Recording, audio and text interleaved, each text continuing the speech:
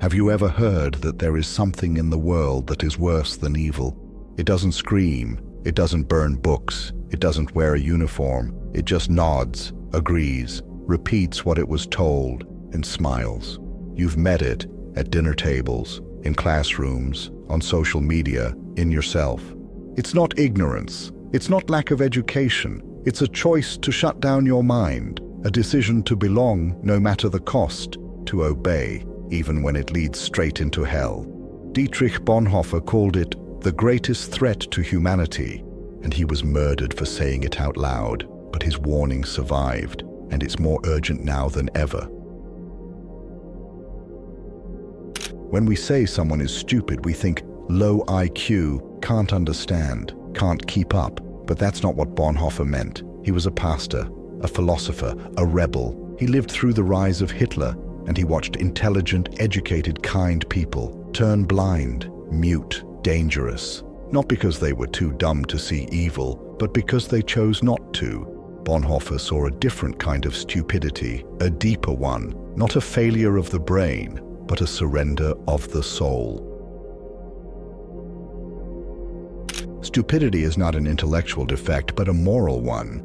That line should stop you cold. It means stupidity is not about what you can't understand, it's about what you refuse to understand. The stupid person doesn't think for themselves, not because they can't, but because they don't want to. Why? Because thinking means doubt, doubt means discomfort, and discomfort is the one thing their ego cannot tolerate. So they choose the group, they choose the script, they choose ease over truth. It's not a lack of intelligence, it's the abdication of responsibility. You've seen it happen. Someone intelligent, someone who used to ask questions, someone who used to care, and now they parrot slogans. They block you for disagreeing. They attack nuance like it's a threat. They aren't thinking, they're acting. They've outsourced their beliefs. They've become a vessel for someone else's voice. And the scariest part, they think they're virtuous, because the more blind they become, the more righteous they feel. Bonhoeffer was clear. Power can corrupt reason itself. It doesn't just bribe, it doesn't just censor, it transforms people from within. Here's how. Create fear, offer comfort in conformity, reward obedience, punish thinking, and over time, truth becomes dangerous, silence becomes safety, and stupidity becomes a survival strategy. This isn't a conspiracy, it's a mechanism, and once it starts, most people never escape it, because they don't even know they've slipped. Here's the most terrifying part. Bonhoeffer said, "With stupid people we are often at a loss. Reasoning is no use. Facts that contradict their prejudices simply do not enter their minds. They can't hear you, they don't want to. Their sense of self is fused to their belief system. So when you challenge the belief, you threaten them. And when people feel threatened, they don't listen. They attack. Not because they're evil, but because they're empty. There's nothing left inside them but a fragile shell, propped up by groupthink and fear. You're not debating a mind, you're triggering a defense mechanism." Bonhoeffer didn't use that word lightly. He saw it consume entire churches, families, movements, nations. It spreads silently, it feels harmless. It even looks like goodness, but it disables the very thing that makes us human, the ability to reflect, to feel, to say, what if I'm wrong? And once that dies, you can't trust the smile, the handshake, the kind words, because the soul behind them has already left the room. They're in your life right now. Maybe they raise their kids on autopilot. Maybe they repeat corporate values like scripture. Maybe they post, "Be kind," and then cancel strangers with glee. They're not cruel, they're worse. They're convinced. They never ask where their thoughts come from. They never pause to feel contradiction. They're not thinking, they're just making noise. They don't want a conversation. They want validation. They don't want to understand. They want to belong, and belonging to them is more sacred than truth. But here's the real danger. You're not immune. Because even with awareness, even with intelligence, you are still at risk of becoming stupid. unless you can spot the trap Bonhoeffer exposed and break the spell before it takes you with it. You read books, you question the news, you stay informed, you think that means you're safe. But Bonhoeffer saw something darker. He knew intelligence wasn't the antidote to stupidity. In fact, he believed it could be a disguise, because when the fear is strong enough, even the smartest people will trade truth for comfort. You stop thinking to protect your reputation. You censor yourself to keep the peace. You look the other way because it's not your battle. And slowly, you become harmless. You become agreeable. You become stupid without ever realizing it. Awareness is heavy. It hurts. You see through the lies. You feel the manipulation. You watch people perform instead of live. And after a while, you envy them. You envy how simple life looks when you stop asking questions. You envy the bliss of ignorance, the ease of just going with the flow. But here's the danger. The second you stop resisting, the second you start thinking, maybe I'm the problem, that's when it begins. That's when the virus of stupidity slips in through the back door, not because you're weak, but because you're tired. And that's exactly when it wins. This is the part nobody wants to admit. Stupidity doesn't start with hate, it starts with niceness. You tell yourself, I'll keep quiet, I'll let it slide, it's not worth the argument. And with every silence, with every fake smile, you train yourself to betray your mind. You make yourself small, you soften your edges, you pretend you didn't feel what you just felt. And before long, you stop trusting your own voice. You forget how to say no. You become a passenger in your own life. And then one day someone asks, do you really believe that? And you realize you don't even know anymore. Bonhoeffer watched this unfold in real time. He saw ordinary Germans, teachers, lawyers, clerics, become puppets for horror, not because they loved Hitler, but because they loved belonging. They didn't want to stand out. They didn't want to be called traitor, crazy, dangerous. They just wanted to stay in the room. So they nodded, smiled, agreed, and each act of silence, each little yes, pulled them further from themselves until they didn't recognize themselves anymore. And by the time they did, it was too late. Bonhoeffer understood. Stupidity isn't just a threat to society. It's a defense of the ego, because the ego is fragile. It wants to be right. It wants to be liked. It wants to survive. And the easiest way to keep the ego safe: never question the script. Never stand alone. Never admit you were wrong. That's why stupid people sound so confident, so calm, so sure. They've built a fortress of delusion, and any attack on their worldview feels like an attack on them, so they reject you, they block you, they mock you, because it's easier to hate you than to face themselves. Here's the tragedy. Most people won't change, not because they can't, but because waking up comes with a price. It means feeling shame. It means facing the harm they helped cause. It means rebuilding an identity from scratch. And most people would rather stay stupid than deal with the grief of waking up. So they double down. They'll go to their grave defending lies, not because they love the lie, but because the truth came too late, and the cost of changing felt higher than the cost of staying blind. But what if you want to stay awake? What if you want to protect your mind and your soul from this quiet collapse? In the next part, we'll reveal Bonhoeffer's solution, the rare trait that can guard you from stupidity even when the whole world begs you to shut your eyes. Bonhoeffer believed there was one thing that could protect a person from stupidity, not a high IQ, not more education, not even good intentions. It was this: only an act of liberation, not instruction, can overcome stupidity. Liberation. That word changes everything, because it means stupidity isn't corrected by facts, or arguments, or endless conversations. It's only broken by freedom. Freedom from fear, freedom from approval, freedom from the need to belong at all costs, because until you are free inside, you'll always be controlled from outside. And the moment you're controlled, you're at risk. You don't find truth in the crowd. You find it when the crowd leaves. Bonhoeffer knew this. So did Jung, so did Nietzsche, so did every philosopher worth reading. To see clearly, you must be alone, first with your own mind. Because when you're alone, something radical happens. You hear your own voice again, the real one, the quiet one, the one that says, I'm scared, I'm lying to myself, I don't know what I believe anymore.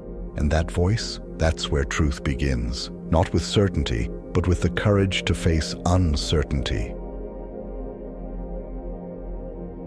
Conscience is what separates humans from machines, but stupidity numbs it. It teaches you that conscience is dangerous, that questioning is rebellion, that silence is safe. Bonhoeffer rejected this. He believed that conscience, not comfort, must be our compass, and not just when it's easy, but when the whole world is screaming no, because the conscience isn't loud, it whispers, and if you don't listen, you lose it. That's how good people become foot soldiers for evil, not in a burst of hatred, but in a slow erosion of conscience. They traded that whisper for applause. If you want to stay free, you must make peace with this. You will lose people. You will offend them. You will be called arrogant, dangerous, difficult. They will say you've changed. They'll say you're cold. They'll say you've forgotten what really matters. But what they mean is, you've stopped pretending, you've stopped performing, you've stopped being stupid with us. And that makes you a threat, because when one person wakes up, it forces everyone else to feel their own sleep. And most people aren't ready for that. No one talks about this part. Everyone loves the idea of being aware, conscious, red-pilled, wise. But the truth, awareness is painful. It means you see people lying to themselves. It means you see systems breaking souls. It means you see your own darkness clearly. You no longer have the luxury of illusion, or fantasy, or comfort. And some days, you'll wish you didn't know. You'll wish you could turn it off. You'll wish you could be stupid just for one day, but you can't, because once you've tasted truth, stupidity feels like poison. Bonhoeffer was executed in 1945, just weeks before the end of the war. He died for refusing to stay silent, for resisting not just evil, but stupidity, because he saw what few dared to say, that the collapse of a society doesn't start with weapons. It starts with minds, with people who stop thinking, stop questioning, stop feeling, and if your mind is the first battlefield, then your responsibility is sacred. You must protect it every day from comfort, from conformity, from the lie that going along is kindness, because once you lose your mind, everything else follows. But what about the others?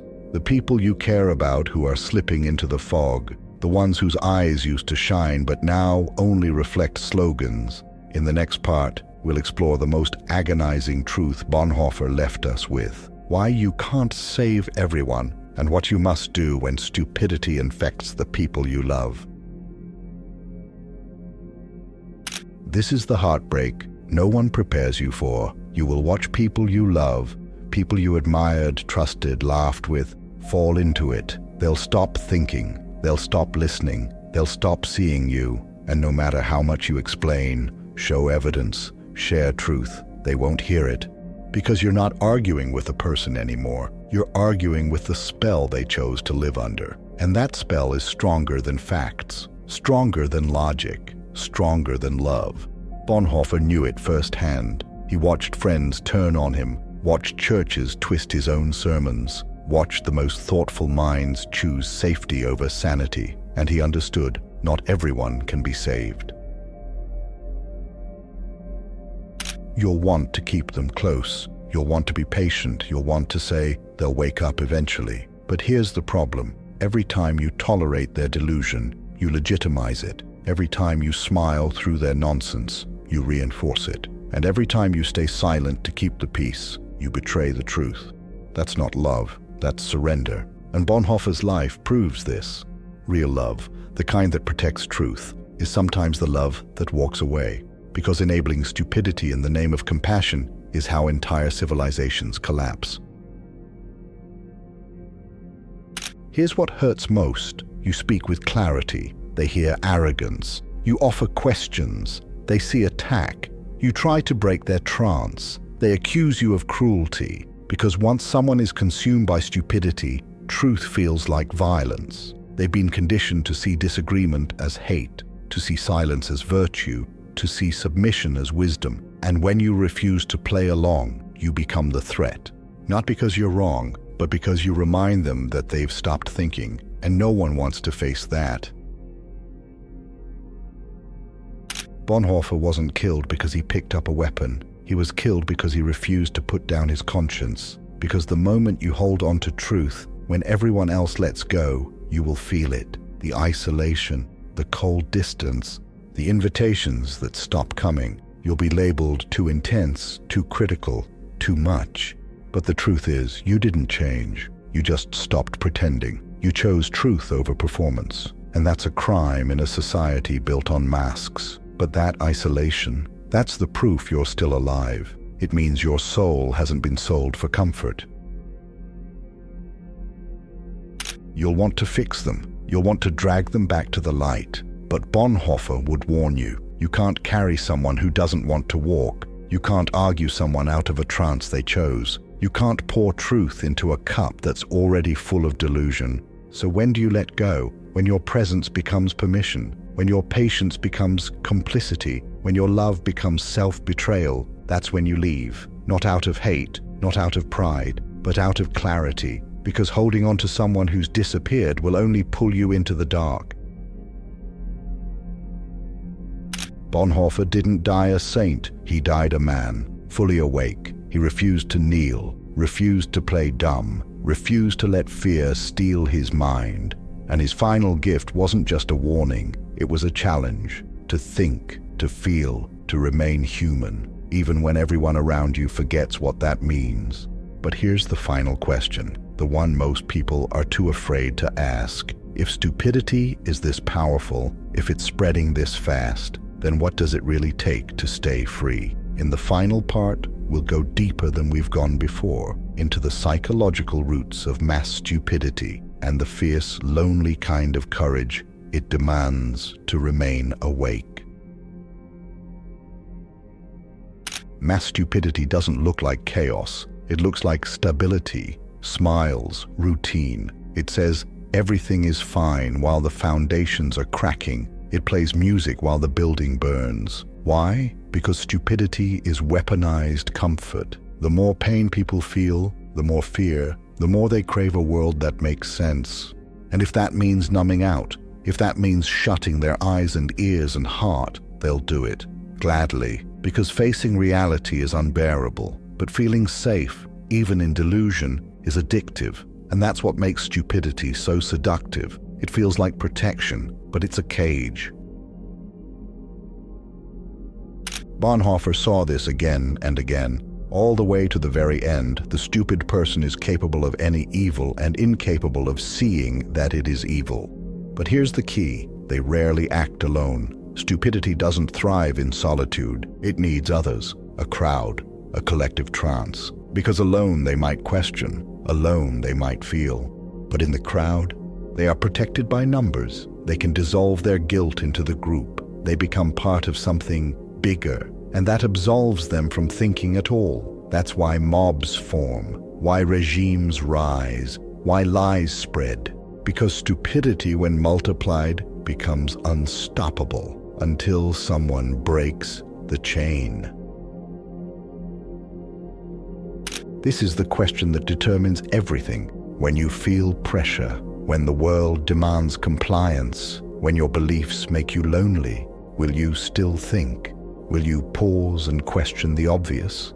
Will you speak when everyone else nods in silence?